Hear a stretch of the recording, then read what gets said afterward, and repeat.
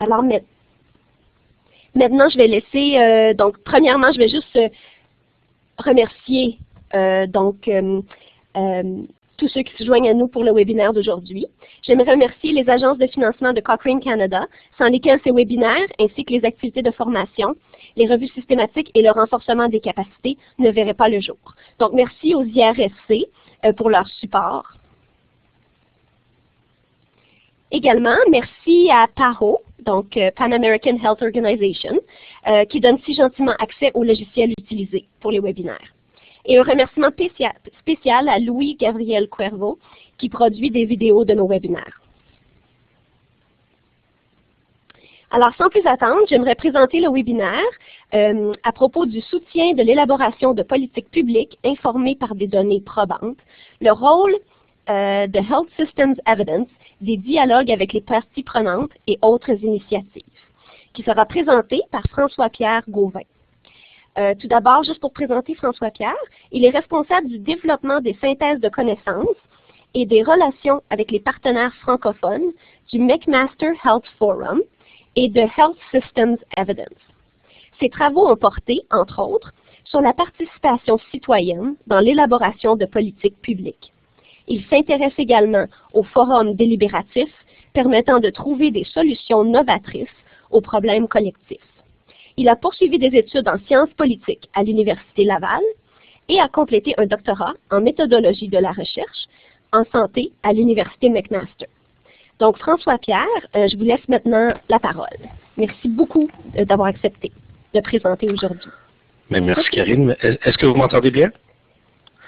Karine, vous m'entendez bien? Oui, parfait. Oui. Parfait, excellent. Donc, merci beaucoup. Alors, bonjour tout le monde. On a un petit groupe, donc c'est fantastique. Ça va permettre les échanges interactifs.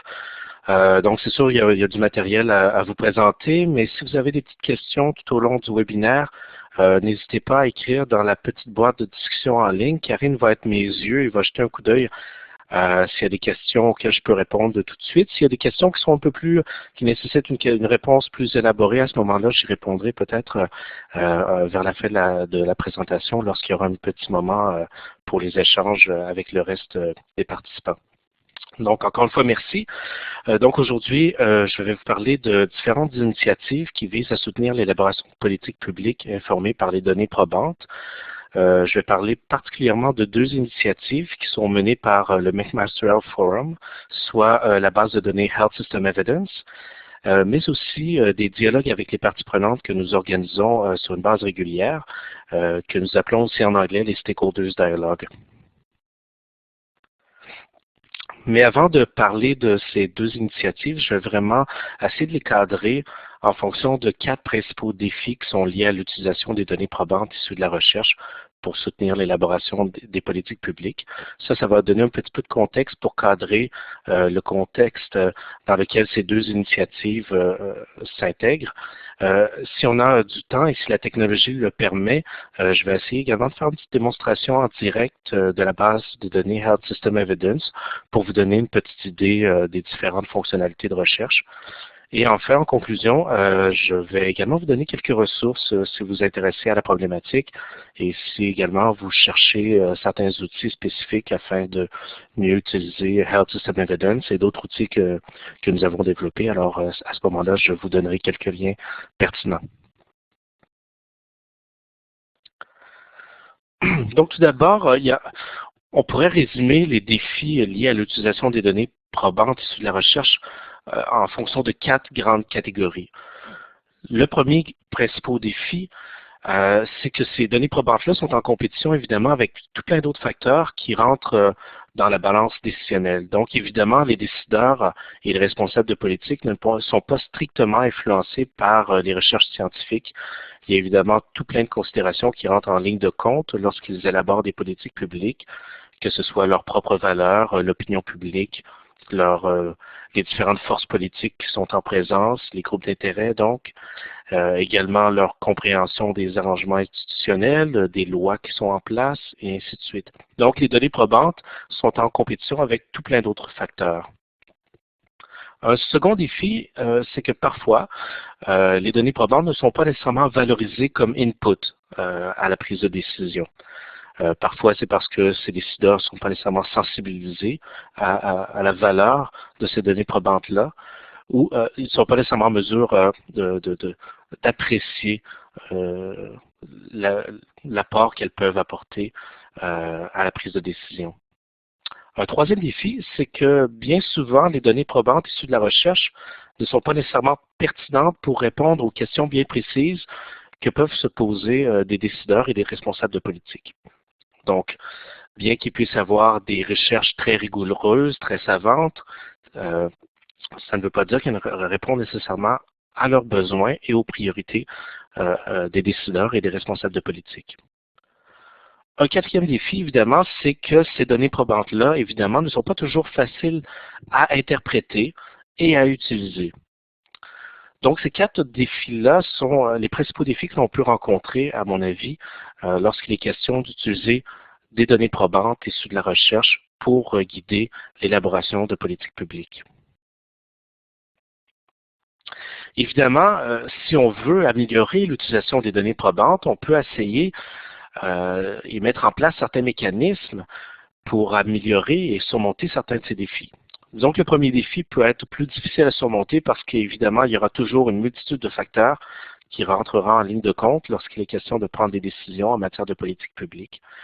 Cela dit, par exemple, on peut essayer de mettre en place des mécanismes qui vont favoriser un climat général qui est, disons-le, favorable à l'utilisation de la recherche. On peut également mettre en place des mécanismes pour s'assurer que les recherches qui sont produites, les recherches scientifiques qui sont produites, répondent aux besoins explicites des décideurs, aux priorités des décideurs. Et aussi, on peut mettre en place des mécanismes qui vont favoriser l'application des connaissances issues de la recherche. Si on s'attarde à ce quatrième défi, c'est-à-dire qu'aux données probantes issues de la recherche qui ne sont pas faciles à utiliser, on peut trouver au moins 4 types de mécanismes qui peuvent être mis en place afin de favoriser l'application des connaissances issues de la recherche. Par exemple, prenons le cas où les recherches scientifiques ne sont pas communiquées efficacement. Disons, prenons par exemple, vous avez une revue systématique fantastique, des travaux scientifiques très solides, mais malheureusement, ils ne sont pas communiqués efficacement aux décideurs et à ce moment-là, il faut essayer de mettre en place des mécanismes qui vont favoriser, en anglais on appelle ça push, des mécanismes qui vont aider à pousser un peu mieux les résultats de recherche vers les décideurs et vers les personnes qui pourraient utiliser ces recherches. Dans certains cas, ces données probantes-là ne sont pas nécessairement disponibles au moment opportun et dans un format approprié. Encore une fois, on peut avoir des recherches fantastiques, mais elles peuvent prendre un certain temps à produire et elles ne correspondent pas nécessairement à l'échéancier décisionnel qui peut être très, très restreint en matière de politique publique. Très souvent, les décisions doivent être prises sur quelques jours ou quelques semaines, alors que les données probantes peuvent prendre un certain temps avant d'être produites et être accessibles. Mais aussi, ces données probantes-là ne sont pas toujours dans un format approprié, dans un format qui soit facilement consultable par les décideurs et les responsables de politique. Alors, à ce moment-là, on va essayer de mettre en place des mécanismes qui vont faciliter les efforts des décideurs et des responsables de politique afin qu'eux-mêmes puissent aller tirer et aller chercher eux-mêmes les données probantes. Dans d'autres cas également, il peut y avoir un certain manque de mécanismes pour vraiment inciter les décideurs à utiliser les recherches dans la prise de décision. Alors, à ce moment-là, on peut mettre en place des mécanismes, en anglais, on les appelle pull mechanisms, mais des mécanismes qui vont permettre aux décideurs d'aller chercher eux-mêmes ces données probantes.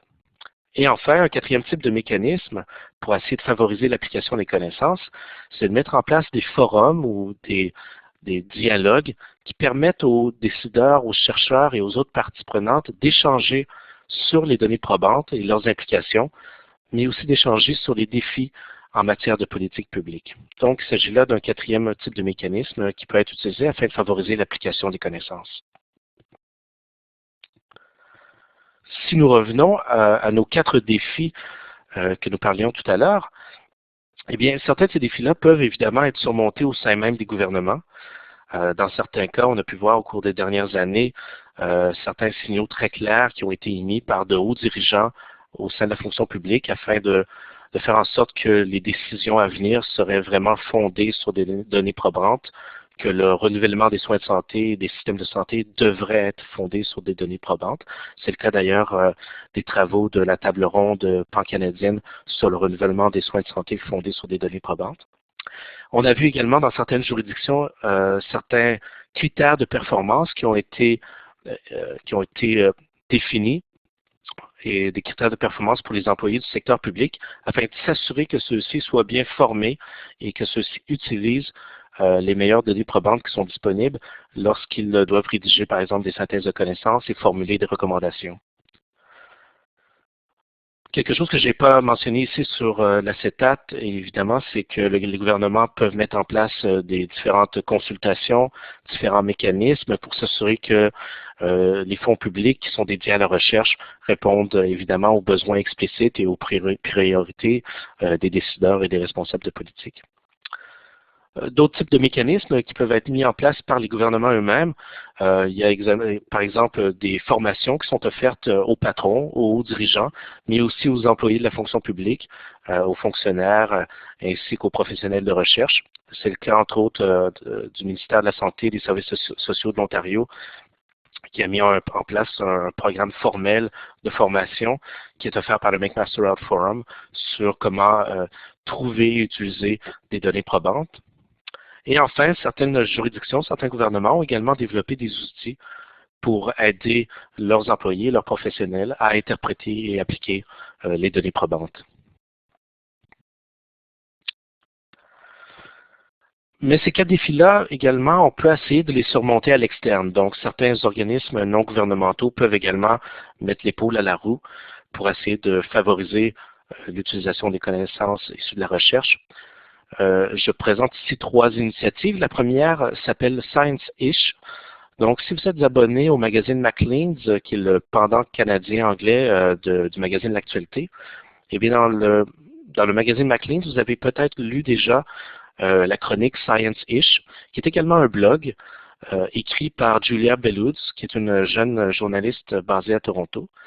Et Science-ish est une collaboration avec Julia, le journal Maclean's, le journal Medical Report, et ainsi que le McMaster Health Forum, et vise essentiellement à discuter des enjeux qui sont d'actualité et de voir de quelle façon les données probantes de la recherche peuvent éclairer le débat public et de quelle façon les données probantes peuvent guider nos réflexions lorsqu'il est question de politique publique sur des enjeux pressants en matière de santé. Donc, c'est un blog et une chronique qui est de plus en plus populaire, que vous avez accès en ligne. Donc, le blog de Julia est accessible en tout temps. Donc, il suffit à ce moment-là de googler Science-ish et vous allez tomber tout de suite sur son blog. 2 autres initiatives dont je vais vous parler un petit peu plus en détail aujourd'hui, ce sont des stratégies qui visent à favoriser l'application des connaissances. La première, c'est la base de données Health System Evidence, qui est un mécanisme qui vise à favoriser ou faciliter les efforts des décideurs à aller chercher des données probantes. Et la deuxième initiative est celle des dialogues avec les parties prenantes, qui est un mécanisme qui vise à favoriser les échanges entre des chercheurs, des décideurs, des acteurs de la société civile et d'autres parties prenantes afin de discuter et de trouver des solutions à des enjeux pressants en matière de santé et de système de santé.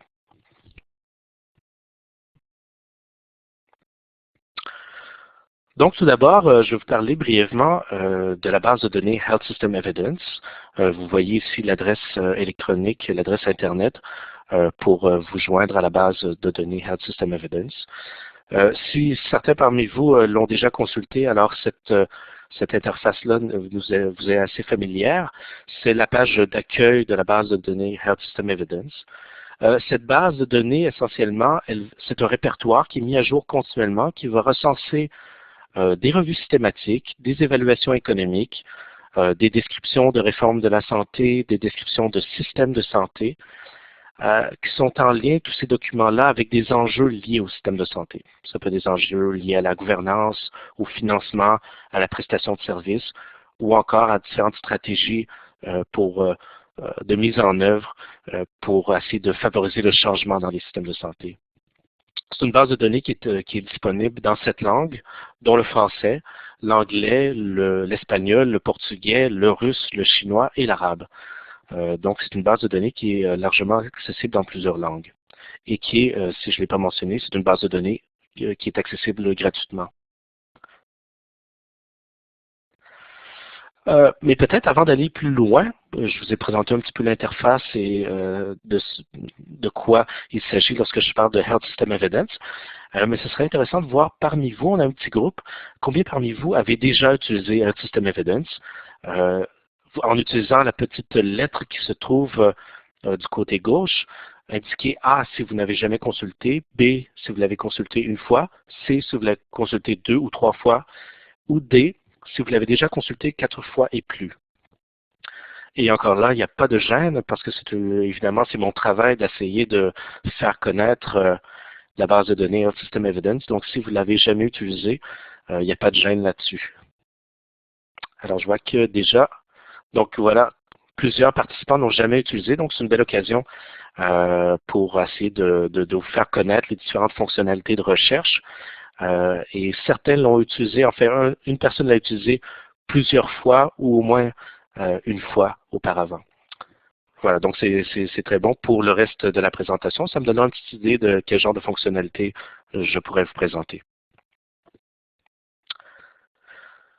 Donc, une mise en contexte de la base de données Health System Evidence. Comme je le disais tout à l'heure, cette base de données offre un éventail assez large de données probantes qui sont issues de la recherche. Et cette base de données-là peut vous aider dans, disons, trois grandes circonstances. Disons, par exemple, que vous cherchez des données probantes afin de vous aider à clarifier un problème qui est en lien avec la santé et les systèmes de santé. Alors, vous pouvez, sur la base de données System Evidence, trouver des documents qui vous éclaireront sur les points de vue de différentes parties prenantes, leurs expériences à l'égard d'un problème. Dans d'autres cas, peut-être que vous êtes intéressé à mieux définir certaines options ou interventions qui pourraient être mises en place afin de résoudre un problème de santé. Alors là, cette base de données-là peut vous aider afin de trouver des interventions et de documenter leurs avantages, leurs inconvénients, le rapport coût-efficacité, mais aussi le comment et le pourquoi de ces interventions. Dans certains cas, peut-être que vous avez déjà une option ou une intervention que vous privilégiez, mais vous êtes intéressé à connaître un peu quels sont les enjeux liés à la mise en œuvre de cette intervention ou de cette option politique. Alors là, vous pouvez trouver des documents qui vont vous éclairer sur les obstacles liés à la mise en œuvre ou encore certains facteurs qui peuvent faciliter la mise en œuvre de ces interventions. Et encore là, le grand objectif de cette base de données-là, c'est de rendre accessibles les données probantes en temps opportun et je dirais également dans un format qui est convivial pour les décideurs, pour les chercheurs et les autres parties prenantes.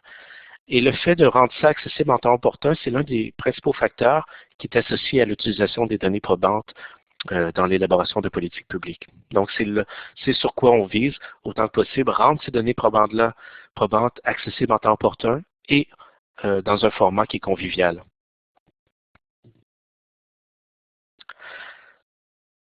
Peut-être vous parler un petit peu de la mécanique derrière la base de données Health System Evidence.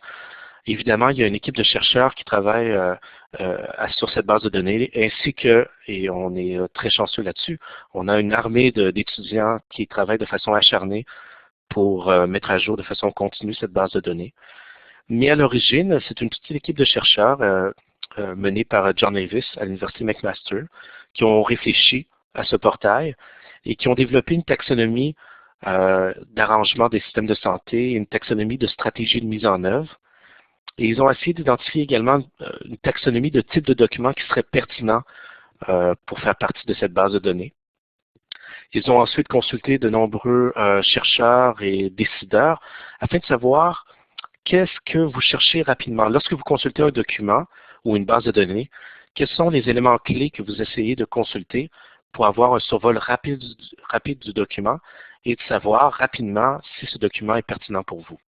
Et donc, cette consultation-là a permis d'avoir une petite idée de l'interface que devrait avoir la base de données Health System Evidence et quelles informations devraient être présentées dans cette interface conviviale.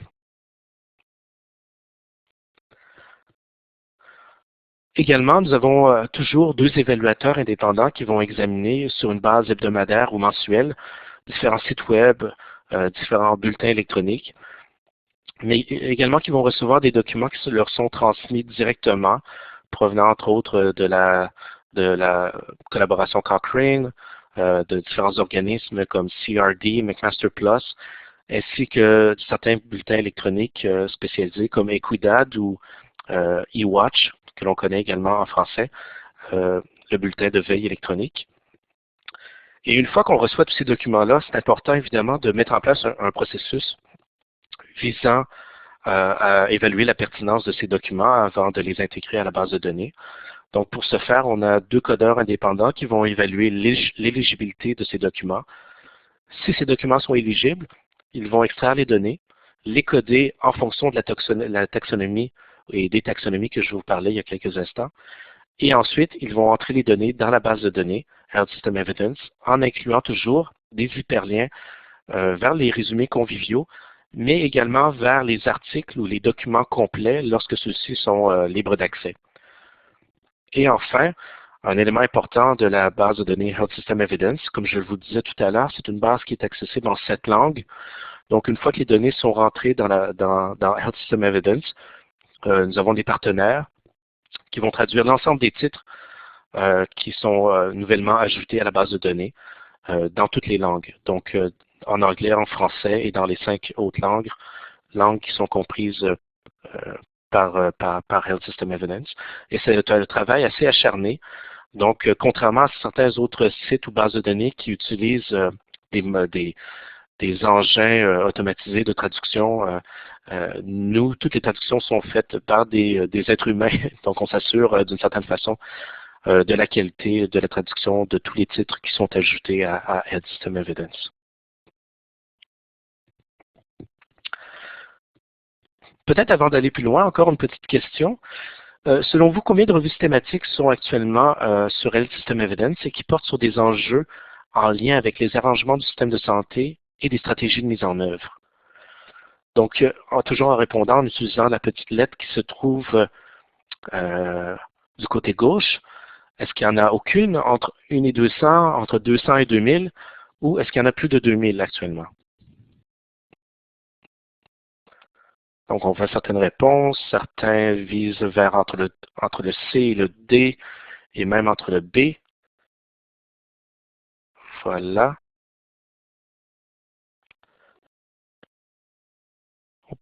Je ne sais pas si Erin, on est capable d'avoir les résultats. Et voilà. Donc, certaines personnes n'ont pas répondu. Cela dit, la plupart des gens ont répondu C, entre 200 et 2000. D'autres ont répondu entre 1 et 200 et quelques-uns, en fait 5 personnes sur les 29 participants ont répondu plus de 2000. Et en fait, actuellement, on vient d'atteindre la barre des 2000. Donc, on a un peu plus de 2000 revues thématiques actuellement sur Health System Evidence qui touchent à des enjeux liés aux arrangements du système de santé et à des stratégies de mise en œuvre. Cela dit, il y a encore bien plus de documents qui se trouvent sur Health System Evidence parce que, comme je vous disais, il y a des revues systématiques, mais il y a aussi des évaluations économiques, des descriptions de systèmes de santé, des documents également qui décrivent des réformes des systèmes de santé. Mais en ce qui a trait aux revues systématiques, on a un peu plus de 2000 actuellement. Cet acétate, cette image vous représente un peu les grandes catégories de documents et d'enjeux ou de thèmes que l'on retrouve sur la base de données Health System Evidence. On les a catégorisés en 4 grandes catégories. Donc, certains documents vont porter davantage sur les arrangements de gouvernance en matière d'autorité politique, organisationnelle, commerciale, professionnelle ou encore sur la participation des citoyens et du public. Certains documents vont davantage porter sur des arrangements financiers, donc les systèmes de financement, le financement des organisations de santé, la rémunération des médecins, entre autres, l'achat de produits et services, ou entre autres des incitatifs financiers pour les consommateurs. D'autres documents portent davantage sur les arrangements liés à la prestation de services.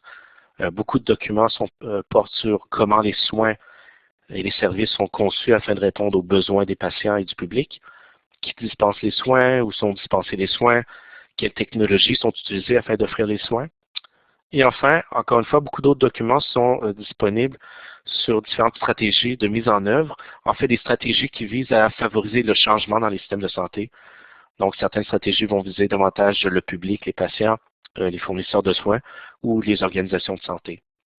Évidemment, des documents, ces catégories-là ne sont pas mutuellement exclusives. Donc, un document qui se trouve sur Health System Evidence peut à la fois parler des arrangements de gouvernance, mais aussi des stratégies de mise en œuvre. Donc, il peut avoir des codes multiples pour un même document. Comme je le disais également tout à l'heure, nous essayons autant que possible de toujours mettre des liens vers des résumés conviviaux. Donc, pour tout document qui se trouve sur la base de données, on essaie de mettre un lien. Et ces liens sont souvent, ces résumés sont souvent fournis par des partenaires. La plupart des résumés conviviaux que l'on a sur la base de données Health System Evidence nous proviennent du groupe DARE au Royaume-Uni, mais également beaucoup de la bibliothèque Cochrane, du groupe canadien HRX for Change, mais également de healthevidence.ca, qui est une base de données qui s'intéresse davantage aux enjeux de santé publique, et d'autres organismes.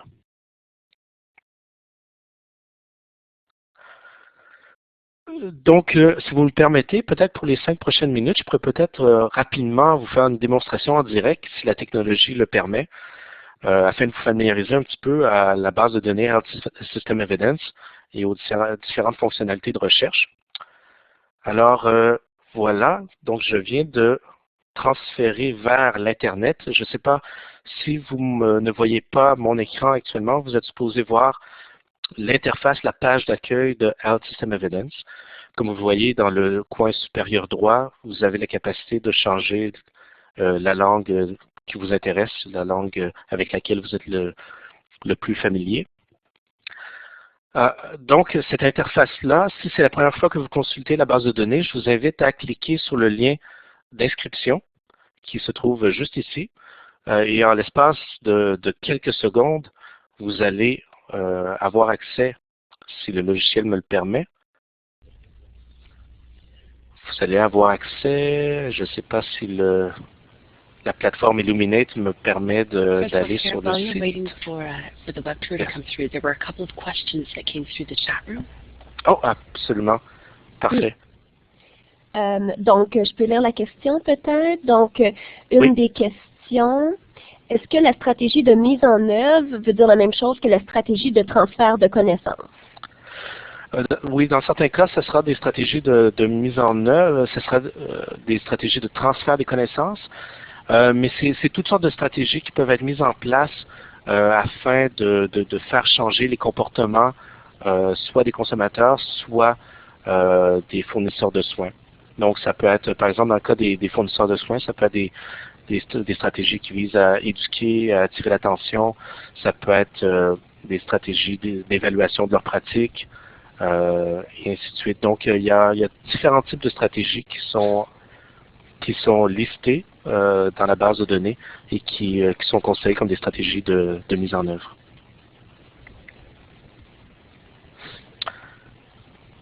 Oui, donc je ne sais pas si le site me permet cette fois-ci d'aller sur malheureusement.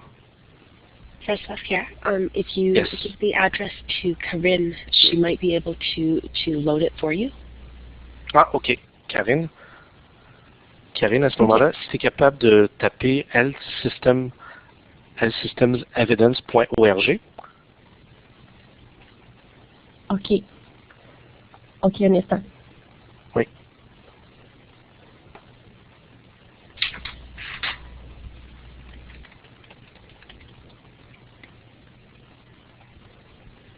And while we're just waiting for Corinne to do that, there was another question that came through the chat room. Oui.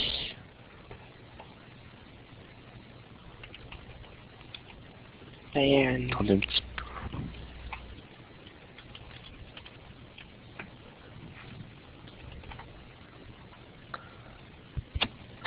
Quand parle-t-on d'arrangement, de quoi parle-t-on? Des modèles d'organisation, des modèles de dispensation? Absolument. Donc, c'est le terme arrangement, ça peut être autant des mécanismes que des des modèles d'arrangement, comme vous le dites, des arrangements institutionnels qui peuvent favoriser la gouvernance ou des arrangements institutionnels en matière de financement des soins de santé.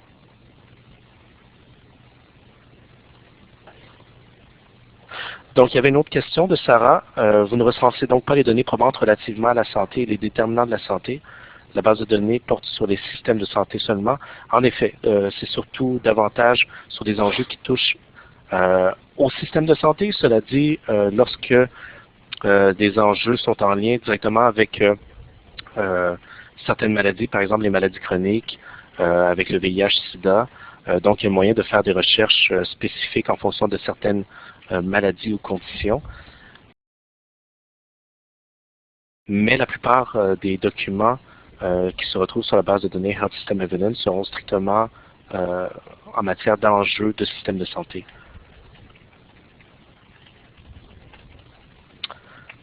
Donc, c'est pas plus grave que ça. Écoutez, si la technologie ne nous permet pas de faire le petit tour virtuel, c'est pas plus grave. À ce moment-là, peut-être, Karine, on retournera à la démonstration, à la présentation. Ça vous va? Je suis tout à fait désolé. Je croyais tout à l'heure que ça allait fonctionner, mais il semble que le logiciel ne me permet pas cette fois-ci d'aller sur le site. Cela dit, je vais vous montrer une petite vidéo tout à l'heure. Vous avez accès à une petite vidéo tutoriel qui vous fait en quelques minutes un survol de la base de données Health System Evidence.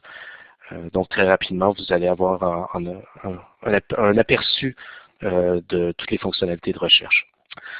Parfait. Donc, avant d'aller plus loin, peut-être une petite question encore une fois. Selon vous, combien de responsables de politique sont inscrits à la base de données Health System Evidence actuellement?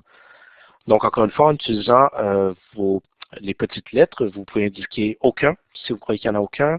B, s'il y en a entre 1 et 1000. Entre 1000 et 10 000, indiquez C. Et si vous croyez qu'il y en a plus de 10 000, vous pouvez indiquer la lettre D.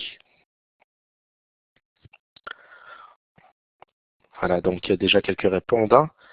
Certains visent entre 1 et 1000.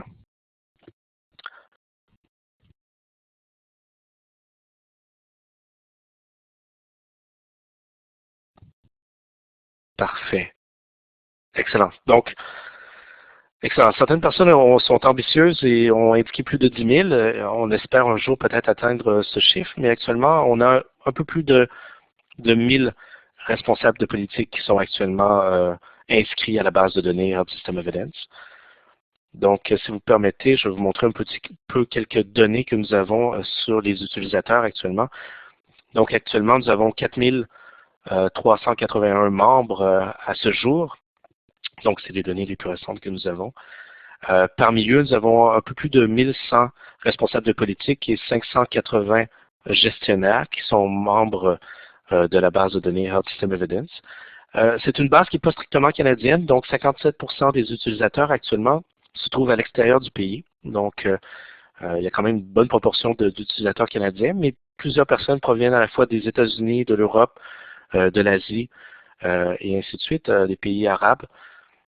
Et la plupart, en fait la moitié, je dirais, des utilisateurs actuellement profitent d'un service que nous offrons. C'est un service mensuel et personnalisé de données probantes. Donc, lorsque vous allez sur le site, que vous vous inscrivez, vous avez la capacité d'identifier vos champs d'intérêt. Et une fois par mois, s'il y a des documents qui ont été nouvellement ajoutés à la base de données Health System Evidence, alors à ce moment-là, vous recevrez un petit courriel qui vous indique voici les nouveaux documents qui ont été ajoutés et qui sont en lien direct avec les champs d'intérêt que vous avez identifiés. Si vous regardez en bas, je fais référence à un portail qui s'appelle le portail RSSDP. Alors, c'est un acronyme qui veut dire le portail sur le renouvellement des soins de santé fondés sur des données probantes. Alors, c'est une initiative assez récente de Health System Evidence en collaboration avec les IRSC et les membres de la table ronde du renouvellement des soins de santé fondés sur des données probantes. Et ce que nous avons fait, nous avons intégré à la base de données Health System Evidence un second portail, un sous-portail, qui intègre des documents spécifiques au Canada. Ça peut être, et ce sont des documents qui ne sont pas nécessairement des revues systématiques, qui ne sont pas nécessairement des évaluations économiques, mais ce sont différents types de documents qui peuvent aider ou qui peuvent nourrir les réflexions par rapport au renouvellement des soins de santé. Donc, par exemple, il peut y avoir des communiqués intergouvernementaux qui ont été émis, il peut y avoir la publication de certains rapports provenant d'organismes d'intérêt comme les ICIS, l'Institut canadien d'information sur la santé, différents rapports qui sont soumis par des groupes d'intérêt qui poussent certaines options politiques et ainsi de suite. Donc, on a une multitude de documents qui sont en lien direct avec le renouvellement des soins de santé au Canada. Et donc, si vous êtes un utilisateur canadien, vous avez tout de suite accès à ce portail qui est intégré à Health System Evidence. Si vous venez de l'étranger, alors à ce moment-là, vous devez aller dans votre profil et indiquer que vous voulez avoir accès au portail canadien et qui va vous donner accès vraiment à des documents très, très, très spécifiques au Canada. Évidemment, il y avait quelques questions tout à l'heure par rapport à des bases de données qui touchent peut-être un peu plus des enjeux qui touchent à la santé ou aux déterminants de la santé. Ce sont des sites très importants et qui sont complémentaires à la base de données Health System Evidence. Et évidemment, si vous vous intéressez par exemple à en savoir plus sur les effets de programmes et services cliniques ou encore sur les médicaments, alors à ce moment-là, la bibliothèque Cochrane, qui n'est pas toujours accessible gratuitement, parfois elle l'est, parfois elle ne l'est pas au Canada, mais elle va recenser le type de document qui vous intéresse. Dans certains cas, je vois quelqu'un de la DSP de Laval qui indique justement healthevidence.ca, justement, qui est une base de données de nos collègues de McMaster University, qui porte davantage sur les effets des programmes et services de santé publique. Il y a également sur le site Health System Evidence un petit document que nous offrons qui s'appelle ressources additionnelles et qui va également donner accès à d'autres bases de données qui peuvent être pertinentes pour différents enjeux qui ne sont pas nécessairement couverts spécifiquement par notre base de données. Donc, encore une fois, je suis désolé que malheureusement, la petite démonstration en direct n'ait pas fonctionné. Cela dit, dans quelques instants, je vous montrerai, comme je vous disais, le lien vers le tutoriel qui vous donnera toutes les informations nécessaires pour mieux surfer sur la base Health System Evidence.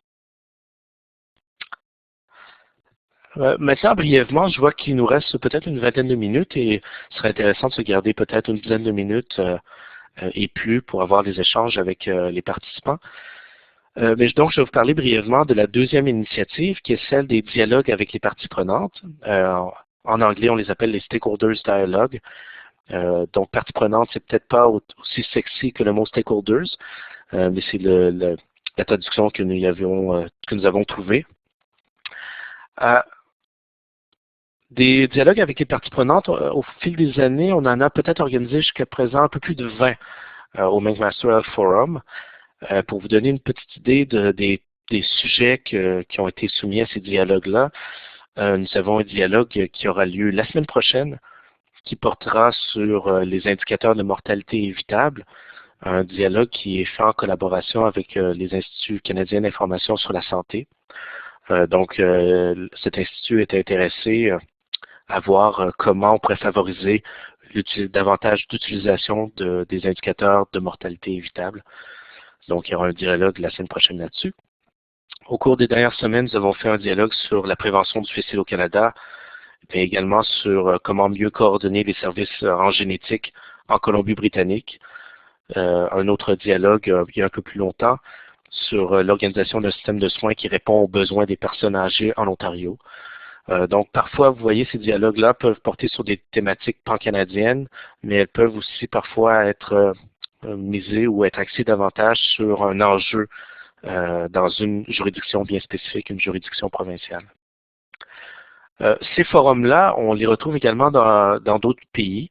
Il y a entre autres un regroupement, le Evidence Informed Policy Networks, qui organise ce genre de dialogue-là, particulièrement en Afrique et en Asie du Sud-Est. Et John, notre directeur, John Levis, est impliqué dans l'organisation de ces dialogues-là, mais également dans l'évaluation des dialogues. Donc, avant d'aller plus loin, je serais intéressé peut-être à savoir parmi vous s'il y a des gens qui ont déjà participé à un dialogue. Et j'ai vu quelques noms parmi les participants et je crois qu'il y en a peut-être au moins un qui est familier avec les dialogues, avec les parties prenantes. Donc, vous pouvez répondre jamais si vous n'avez jamais participé, une fois, 2 ou 3 fois, ou encore 4 fois et plus. Donc, je vois qu'il y a une personne, plusieurs personnes ont répondu qu'ils n'ont jamais participé, et une personne qui a participé au moins une fois, et une autre qui a participé au moins 4 fois et plus. Fantastique. Donc, essentiellement, ces dialogues avec les parties prenantes, ces dialogues visent à rassembler les données probantes issues de la recherche avec les points de vue, les expériences et les connaissances tacites de ceux qui sont impliqués dans les prises de décision, mais aussi ceux qui sont impliqués ou affectés par les décisions futures sur un enjeu prioritaire en matière de santé et de système de santé.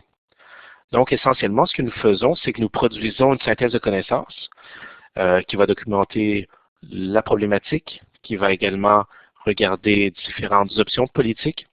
Dans le cas qui nous intéresse, généralement, on regarde au moins 3 options politiques afin de résoudre le problème. Nous documentons autant que possible ce que nous connaissons par rapport à l'efficacité de ces 3 options politiques-là. Et également, la synthèse va regarder les implications liées à la mise en œuvre de chacune de ces options de politique-là. Donc, quels sont les obstacles auxquels on peut faire face, mais aussi quelles sont quelques fenêtres d'opportunités potentielles qui pourraient nous permettre de pousser de l'avant et donner un élan nécessaire afin de résoudre le problème ou de mettre en application une option politique. Essentiellement, l'idée derrière ces dialogues-là, c'est de favoriser autant que possible des interactions entre les chercheurs, les responsables de politique et les parties prenantes. Et ça semble constituer l'un des principaux facteurs associés à l'utilisation des données probantes issues de la recherche dans l'élaboration de politiques publiques. Donc, en créant des forums, en créant des espaces où des chercheurs, des décideurs, des parties prenantes, parfois des acteurs de la société civile, peuvent venir ensemble, prendre connaissance des meilleures données probantes disponibles actuellement sur un enjeu, discuter de l'implication de ces données probantes-là et des options de 3 options de politique, eh bien, ça semble être un élément très fructueux afin de s'assurer que les données probantes soient utilisées dans l'élaboration de politiques publiques.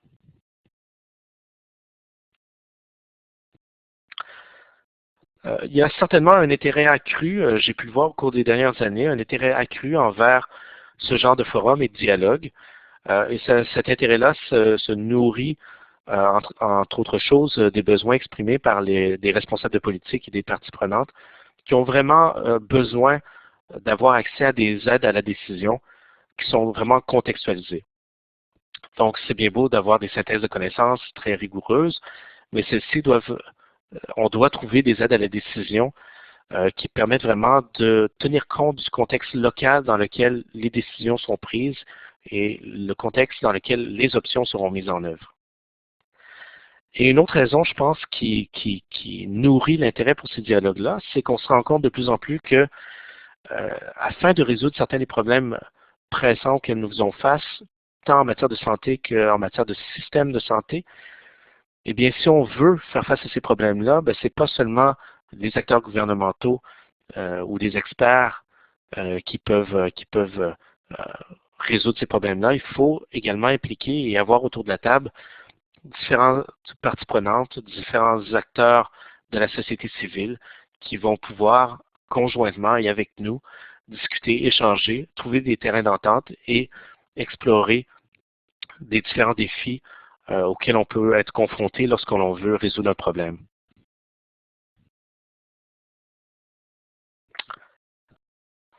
Donc, très rapidement, pour vous décrire très rapidement les caractéristiques clés de nos dialogues, j'ai ici ces 6 questions que John pose souvent, parce qu'évidemment, des dialogues, c'est un peu comme des gâteaux, une recette de gâteau au chocolat. Il y a différentes façons de faire des gâteaux au chocolat.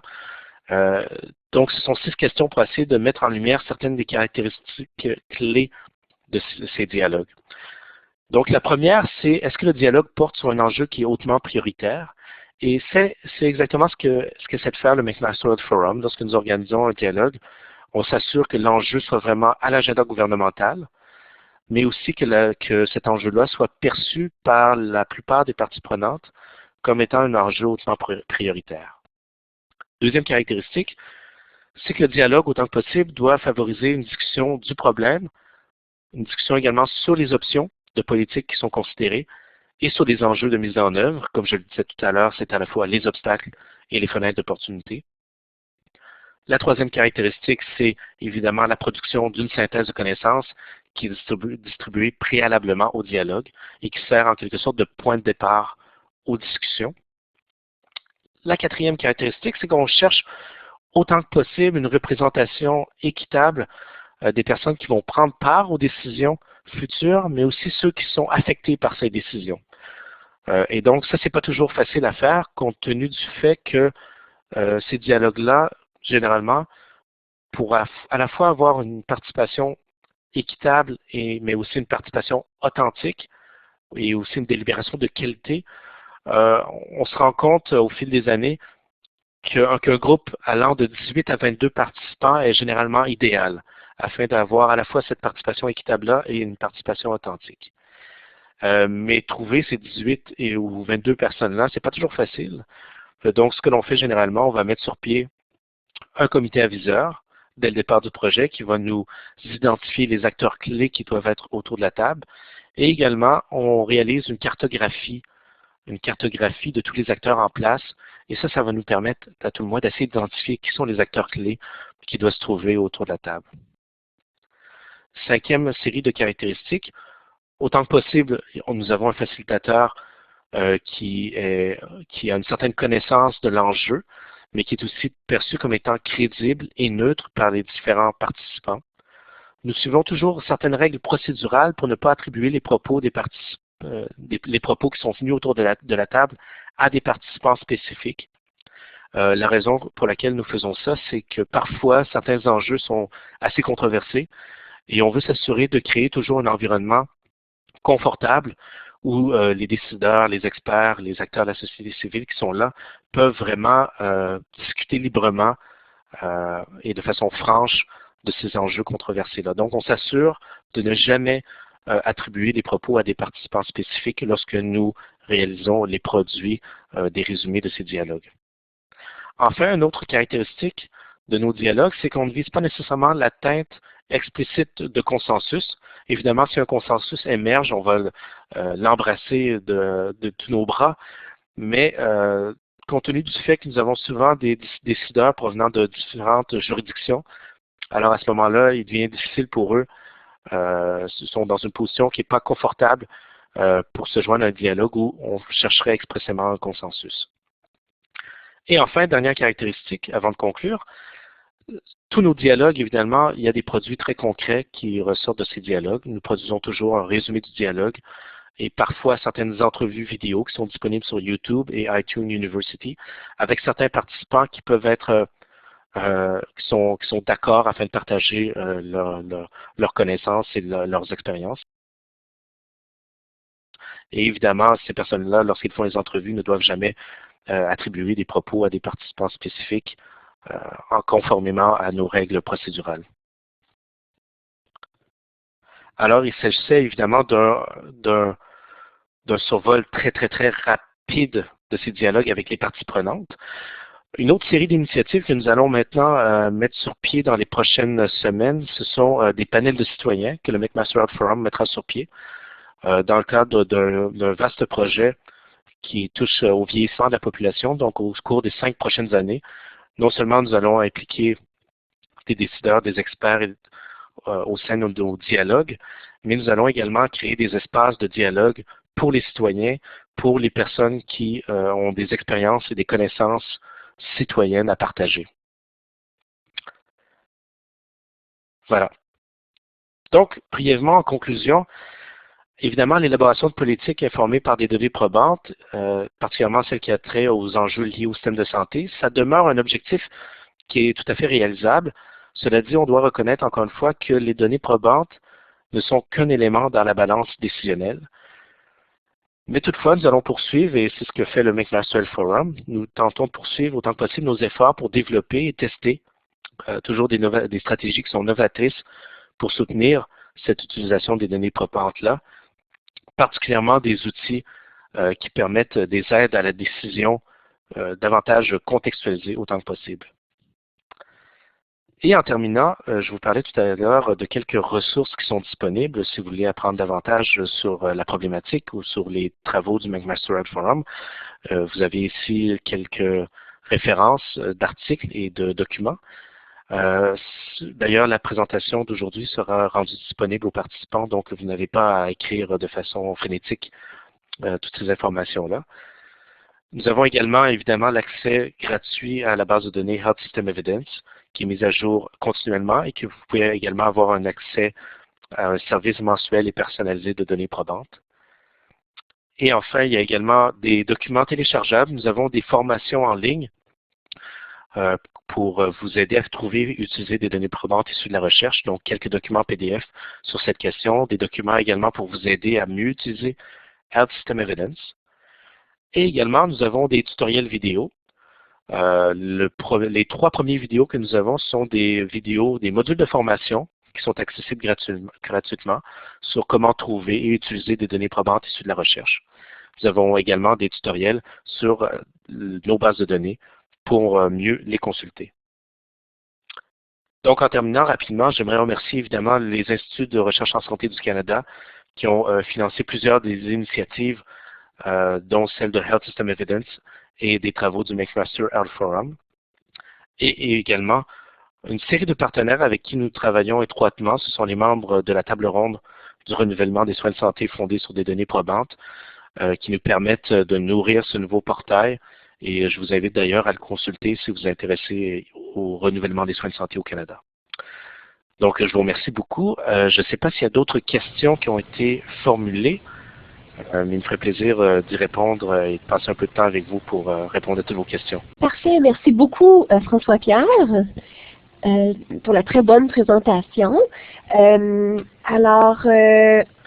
Donc si vous le voulez bien, est-ce que tout le monde peut utiliser l'émoticône ou le petit bouton pour applaudir, pour montrer... Donc il y en a qui lèvent la main. C'est pas nécessaire. Il y en a qui lèvent la main, il faut applaudir. Si vous avez levé la main, c'est parfait, on peut prendre les questions aussi.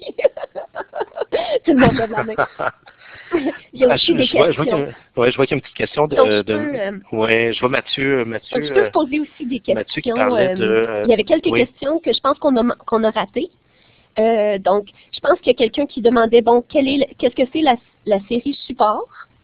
Oui, c'est une série qui a été publiée, si vous permettez. À l'origine, ça a été publié dans dans la revue Health Research Policy and Systems, mais c'est accessible gratuitement.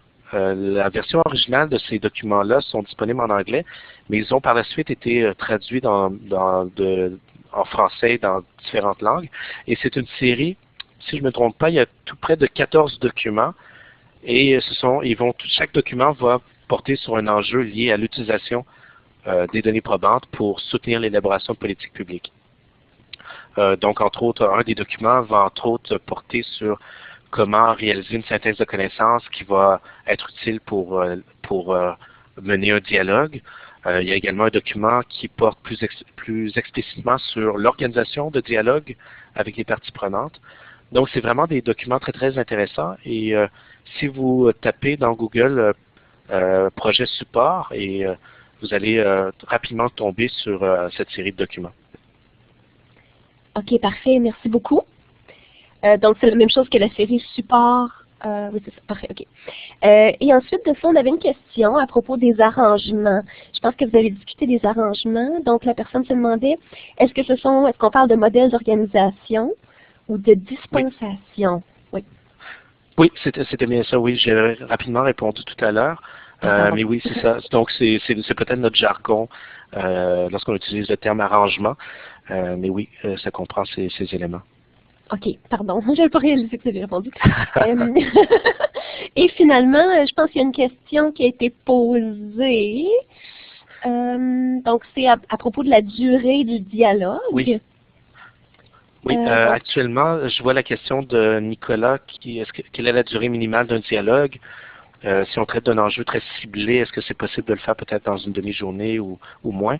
Actuellement, les dialogues que nous avons organisés durent toujours une journée complète qui commence de 8h30 à tout près de 4 heures l'après-midi.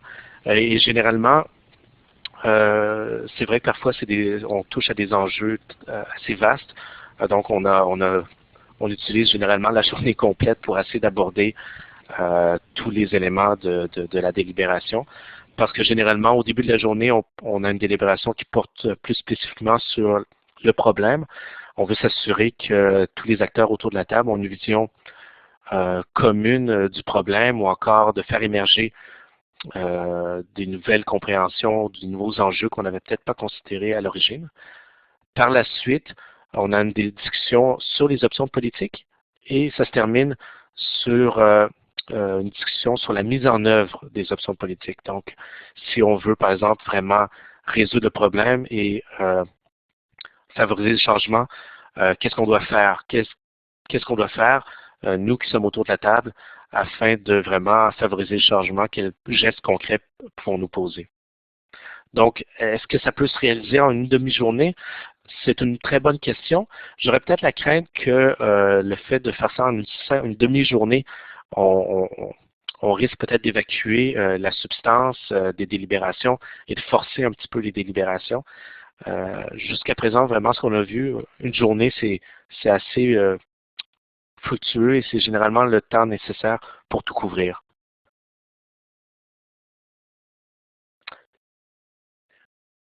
Et je ne sais pas s'il y a d'autres questions.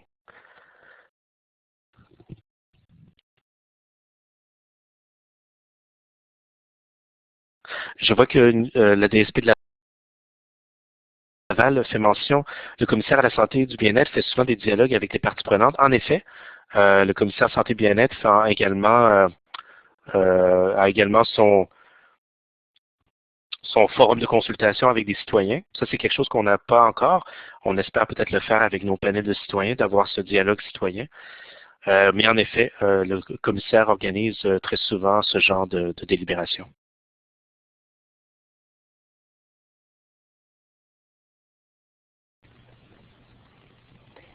Donc, on a une question. Je vois qu'il y a une autre question par rapport au choix, des thématiques et de vos panels. Actuellement, pour ce qui est des dialogues avec les parties prenantes, on y va à la pièce. Très souvent, on est approché par une organisation qui souhaite organiser un tel dialogue. Parfois, c'est nous-mêmes, nous allons soumettre une demande de subvention aux IRSC et on va s'adjoindre un partenaire décideur qui s'intéresse à la problématique. Donc, on a deux approches, mais dans tous les cas, on s'assure que le thème du dialogue est vraiment quelque chose qui se trouve sur l'agenda d'un partenaire gouvernemental. Pour ce qui est de nos panels de citoyens, c'est un projet tout récent qui touche au vieillissement de la population et actuellement, on mène une petite consultation auprès de différents partenaires à travers le Canada pour essayer de trouver, d'identifier quelques enjeux prioritaires liés au vieillissement de la population qui pourraient être pertinents à soumettre à des panels de citoyens. D'ailleurs, si vous êtes intéressé, si vous avez des suggestions là-dessus, moi je suis tout à fait ouvert à entendre vos suggestions et à échanger avec vous là-dessus.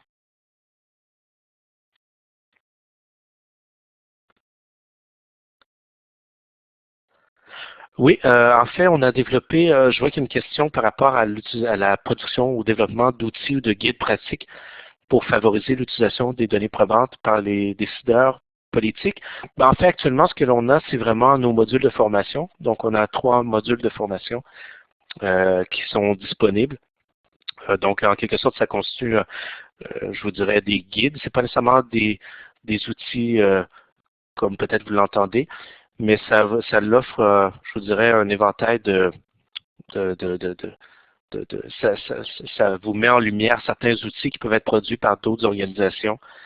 Je pense entre autres à Health-Evidence.ca qui a développé ce genre d'outils-là. Je pense aussi peut-être au Centre de collaboration nationale sur les méthodes et outils, un centre de collaboration qui cherche justement à développer ce genre d'outils et guides pratiques pour favoriser l'utilisation des données probantes. Si jamais vous voulez avoir des liens vers le centre de collaboration, ça me ferait plaisir de vous envoyer quelques coordonnées là-dessus.